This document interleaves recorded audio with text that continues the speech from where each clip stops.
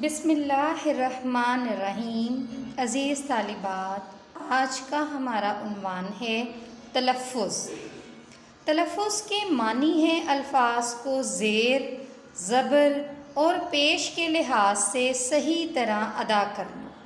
اسی لیے الفاظ کا صحیح تلفظ سیکھنے کے لیے حرکات سے واقفیت ضروری ہے۔ حرکات ان علامات کو کہتے ہیں جو الفاظ کا تلفظ واضح کرنے کے لیے ان کے مختلف حروف پر لگائی جاتی ہیں۔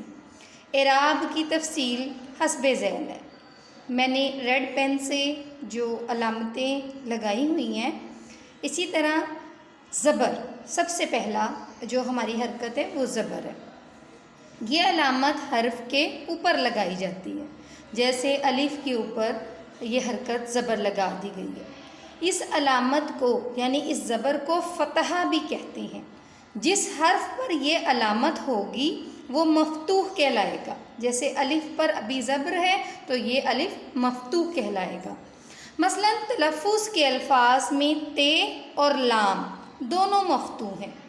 اب جیسے یہ ایک لفظ تلفظ آپ کے سامنے لکھا ہے، جس میں تلفظ کے تے پر بھی زبر ہے اور لام پر بھی زبر ہے، تو یہ دونوں الفاظ مفتوح کہلائیں گے۔ یا ایک اور آپ کے سامنے مثال ہے عمل۔ عمل میں عین پہ بھی زبر ہے، میم پر بھی زبر ہے، تو عین اور میم دونوں مفتوح ہیں۔ نمبر 2 پوائنٹ ہے زیر۔ یہ علامت حرف کے نیچے لگائی جاتی ہے، جیسے الف کے نیچے زیر لگائی گئی ہے۔ اس علامت کو کسرہ بھی کہتے ہیں۔ یہ اس طرح کے آپ کو MCQs ٹائپ کوسچن آ سکتے ہیں، اسی لیے آپ نے ان کو دھیان سے پڑھنا ہے۔ جس حرف کے نیچے یہ علامت ہوگی اسے مکسور کہیں گے، یعنی جس علامت کے اوپر زبر ہوگی تو اس حرف کو ہم مفتوح کہیں گے، اور جس کے حرف کے نیچے زیر لگی ہوگی اس کو ہم مکسور کہیں گے۔ مثلا لفظ انسان ایک مثال ہے۔ انسان میں الف کے نیچے زیر ہے تو اس میں الف مکسور ہے۔ اور ایک اور مثال ہے جسم۔ جسم میں جیم کے نیچے زیر ہے تو پھر جیم مکسور ہے۔ پوائنٹ نمبر 3 پڑھ لیتے ہیں پیش۔ یہ علامت حرف کے اوپر لگائی جاتی ہے، جیسے الف پر پیش لگا کر آپ کو بتایا گیا۔ اس علامت کا دوسرا نام ضمہ بھی ہے۔ جس حرف پر پیش ہو اسے مضموم کہتے ہیں۔ مثلا لفظ حروف ایک مثال ہے، اس میں ہے مضموم ہے کیونکہ ہے کے اوپر پیش لگائی گئی ہے۔ ایسی اور مثالیں جیسے زکام اور بخار، زے کے اوپر پیش ہے، بخار میں بے کے اوپر پیش ہے تو زے اور بے مضموم ہے۔ پوائنٹ نمبر 4 پڑھ لیتے ہیں سکون، جسے ساکن بھی کہتے ہیں، جزم بھی کہتے ہیں۔ کسی حرف کو ساکن ظاہر کرنے کے لیے اس کے اوپر جزم یا سکون کی علامت لگا دی جاتی ہے۔ مثلا میم کے اوپر جزم کی علامت لگائی گئی ہے، یعنی سکون کی علامت لگائی گئی ہے۔ جس حرف پر یہ علامت ہوگی وہ ساکن کہلائے گا۔ مثلا لفظ عقل، عقل میں کاف جو ہے اس کے اوپر سکون یا جزم کی علامت لگا دی جاتی ہے تو کاف ساکن کہلائے گا۔ اسی طرح لفظ بھی ایک لفظ ہے، اس میں فے کے اوپر جزم ہے تو فے ساکن ہے۔ حرف بھی ایک مثال ہے، اس میں رے کے اوپر جزم ہے، رے ساکن ہے۔ پوائنٹ نمبر 5 پڑھ لیتے ہیں تشدید۔ تشدید کو شد بھی کہتے ہیں۔ یہ علامت حرف کے اوپر لگائی جاتی ہے۔ مثلا جیسے شین کے اوپر انہوں نے شد کی علامت لگائی ہوئی ہے۔ جس حرف پر یہ علامت ہوگی اسے ہم مشدد کہیں گے، اور اس حرف کی آواز ایسی ہوگی جیسے اسے 2 بار پڑھا جا رہا ہو۔ لفظ تلفظ میں فے پر تشدید ہے یا مشدد میں دال پر تشدید ہے۔ معلم بھی ایک مثال ہے، اس میں لام مشدد ہے، یعنی لام کے اوپر شد ہے تو لام مشدد کہلائے گا، اور بولتے وقت اسے 2 بار ادا کیا جاتا ہے۔ اس کے علاوہ بھی 5 علامات اردو میں عام طور سے استعمال ہوتی ہیں، لیکن ان کے علاوہ کچھ علامات ایسی بھی ہیں جو نسبتاً کم استعمال کی جاتی ہیں، لیکن صحیح تلفظ کے لیے ان کا جاننا بھی ضروری ہے۔ یہ علامات حسب ذیل ہیں، جیسے نمبر 1 ہے چھوٹی مد۔ یہ علامت صرف الف پر لگائی جاتی ہے، جیسے الف پر مد لگا کر انہوں نے دکھایا ہے۔ جس الف پر یہ مد ہوگی اسے الف ممدودہ کہیں گے۔ جہاں یہ علامت ہو وہاں الف کو لمبا کر کے پڑھتے ہیں، مثلا آم، آج، آن، آگ وغیرہ۔ نمبر 2 پوائنٹ پڑھ لیتے ہیں، کھڑی زبر۔ یہ علامت صرف عربی الفاظ میں استعمال ہوتی ہے، مثلا لفظ اسحاق میں ہا کے اوپر کھڑی زبر ہے۔ اسی طرح عیسیٰ، موسیٰ اور اللہ پر بھی کھڑی زبر ہے۔ نمبر 3 پوائنٹ ہے کھڑی زیر۔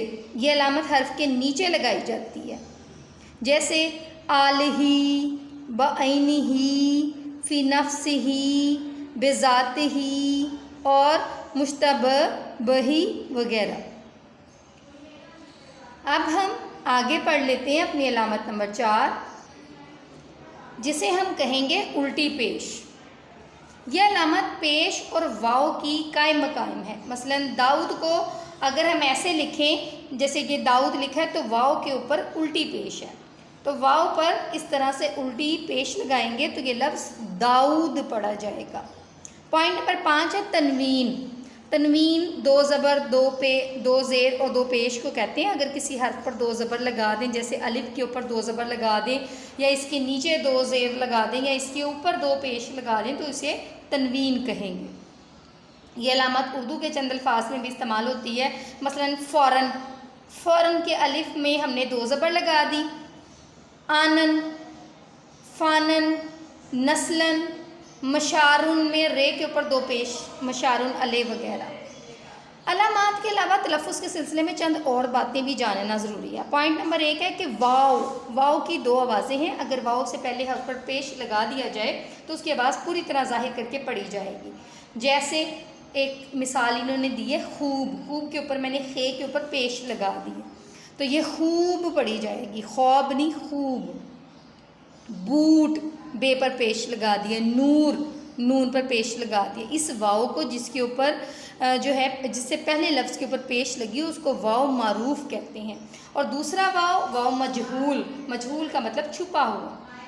اس سے پہلے حرف پر کوئی علامت نہیں لگائی جاتی، مثلا کو، بولو، سوچو، یعنی یہاں پر آپ نے دیکھا کوئی اعراب نہیں لگے ہوئے۔ پوائنٹ نمبر 2 پڑھ لیتے ہیں، واو کی طرح یا کی بھی 2 آوازیں ہیں۔ جیسے چھوٹی یا سے پہلے حرف کے نیچے زیر ہوگا، اسے خوب ظاہر کر کے پڑھا جاتا ہے، مثلا تیر۔ تے کے نیچے میں نے زیر لگا دیا ہے تو یہ پڑھا جائے گا تیر، تیر نہیں، تیر۔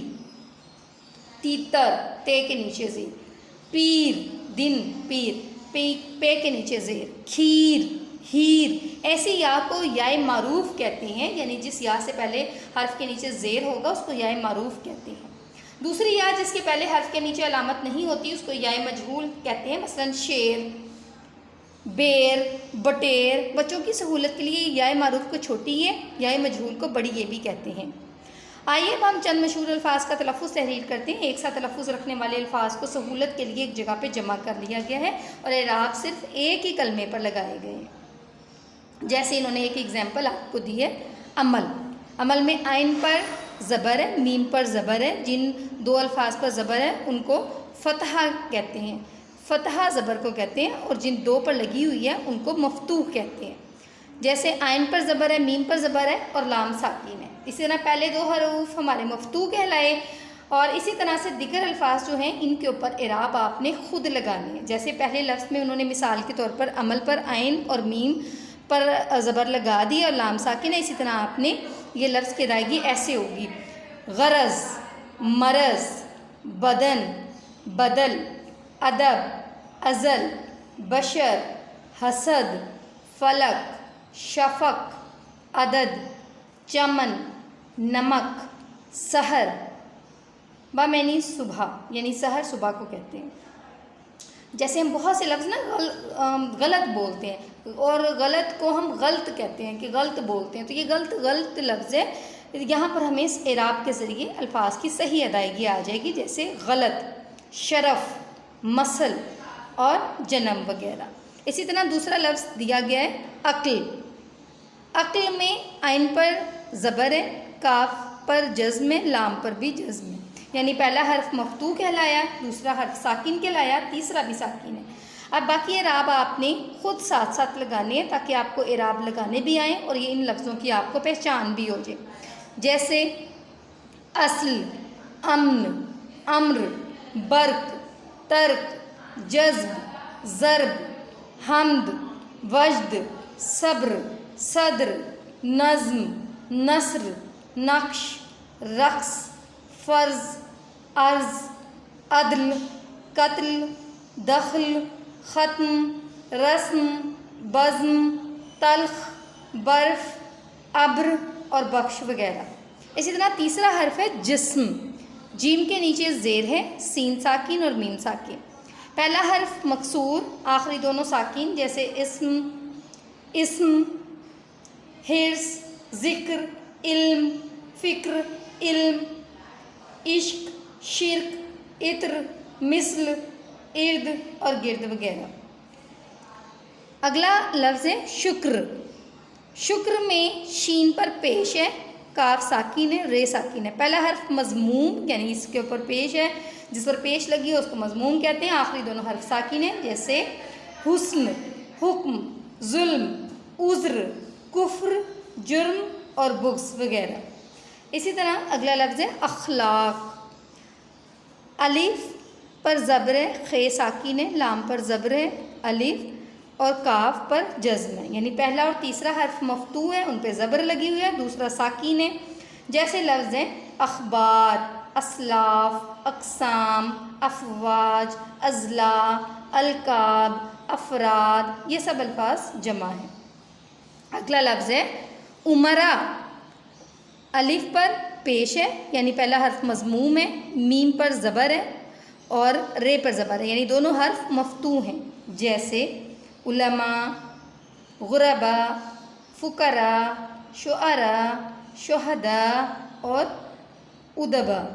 یہ الفاظ بھی جمع ہے۔ آپ نے یہاں تک اپنے سبق کو اچھی طرح سے یاد کر لینا ہے اور اعراب ضرور یاد سے خود لگائیے گا اور ان لفظوں کو خود بول کر بھی دیکھیے گا تاکہ آپ کو ان کا تلفظ سمجھنے میں آسانی ہو۔ اللہ حافظ۔